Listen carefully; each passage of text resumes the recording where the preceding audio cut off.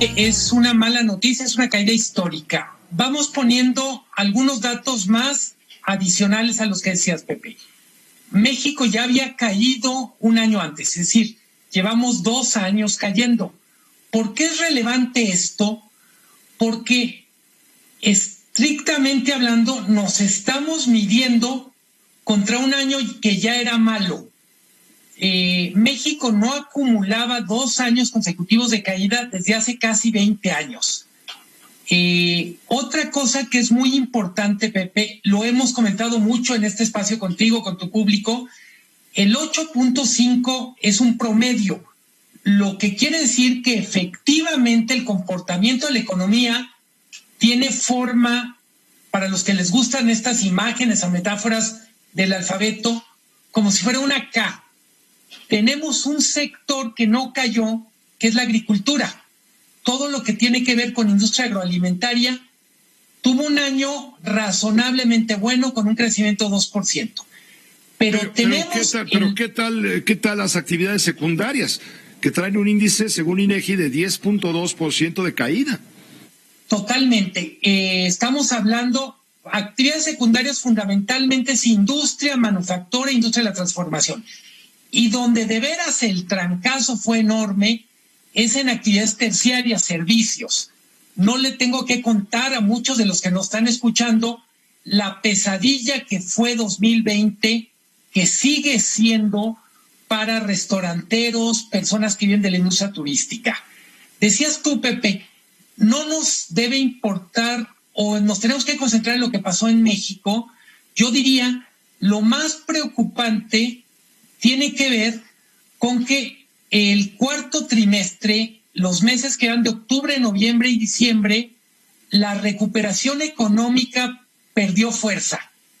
Dicho de otra manera, cerramos el año con cierta debilidad que de alguna manera todavía se expresa en este primer trimestre. No está garantizada la recuperación. 2020 fue una pesadilla, pero la preocupación más grande desde mi punto de vista es que 2021 sea una especie de 2020 segunda parte.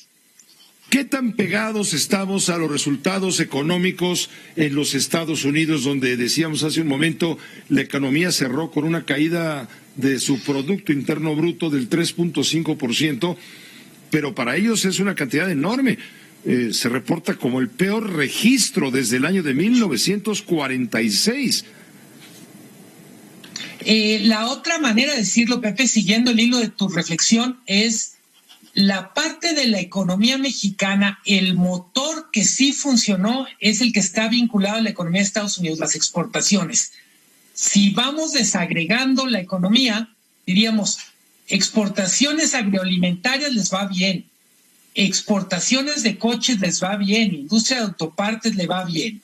¿Cuáles son las partes de la economía que no funcionan, los motores apagados? Pues los que tienen que ver con mercado interno. En ese sentido, todas nuestras veladoras, como si fuera una especie de imagen religiosa, están prendidas en que la economía de Estados Unidos se mantenga, siga funcionando, que los programas de reactivación que está anunciando Joseph Biden funcionen, porque una cosa que aprendimos en 2020, esos programas en Estados Unidos alcanzan a llegar a México en forma de remesas, en forma de exportaciones, en forma de algunos servicios. Para mí la mayor preocupación, Pepe, es todo lo que tiene que ver con mercado interno está en una situación muy débil y no podemos dar por hecho que se va a recuperar en 2021. Exacto, es incluso un pronóstico que está haciendo BBVA. Está diciendo que 2021 va a ser complejo tras una crisis larga y profunda. Es lo que está pronosticando BBVA. Es un año de mayor certidumbre, aunque no de menor complejidad. Dice BBVA, certidumbre porque sabemos dónde estamos parados hoy por los problemas de salud, sobre todo, y del plan de vacunación. Va a tener mucha complejidad y estamos viendo en el arranque del año estas circunstancias, lo que dice el vicepresidente y director general de BBVA, Eduardo Osuna Osuna. Totalmente. Vemos como dos factores que permiten tener cierta expectativa, cierto optimismo, que es la economía de Estados Unidos se va a recuperar, prácticamente todos los expertos lo dicen, y el otro factor que puede ser muy positivo es la vacunación. Esa es lo que iba. Puede ser, porque no está garantizado que lo sea. Claro, lo dice la propia Secretaría de Hacienda, que la recuperación económica va a depender en gran parte de la velocidad con la que se aplique la vacuna, o las vacunas contra COVID-19. A mí hay una cosa, Pepe, y me gustaría decirlo con todas las letras. Está muy bien que la Secretaría de Hacienda explique la importancia de la campaña de vacunación para el COVID, pero nos queda debiendo la otra parte, es México no tiene un programa de reactivación digno de tal nombre, y en vez de ponerle tantas expectativas solo a la vacunación, nos queda la pregunta, bueno, y aparte de vacunación, ¿dónde están los programas de reactivación? Lo que anunció la semana pasada Tatiana Cloutier, secretaria de Economía, no es un programa de reactivación que sea proporcional a la crisis que vimos en 2020 o al difícil momento con el que arrancamos 2021. ¿Por dónde debe de ir ese programa de reactivación para que sea efectivo? Totalmente. Para mí tiene que incluir, entre otras cosas, apoyo a industrias estratégicas que están muy golpeadas. Sigue sin haber un programa de apoyo al sector turismo. No me refiero, y hay que decirlo con todas las letras, apoyo a grandes fortunas hoteleras o de la aviación.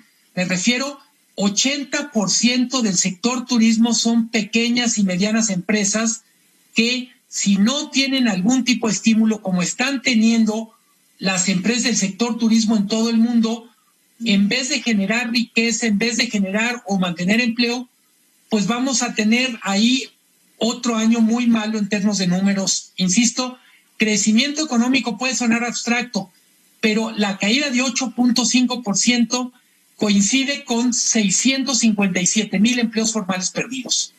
657,000 empleos formales perdidos, es la coincidencia, sí. Es lo que de esta forma económicamente nos ha pegado, visto desde la altura en el panorama general, como nos ha pegado económicamente la pandemia. Gracias, Luis Miguel, como siempre. Esta fue una producción de Grupo Fórmula. Encuentra más contenido como este en radioformula.mx.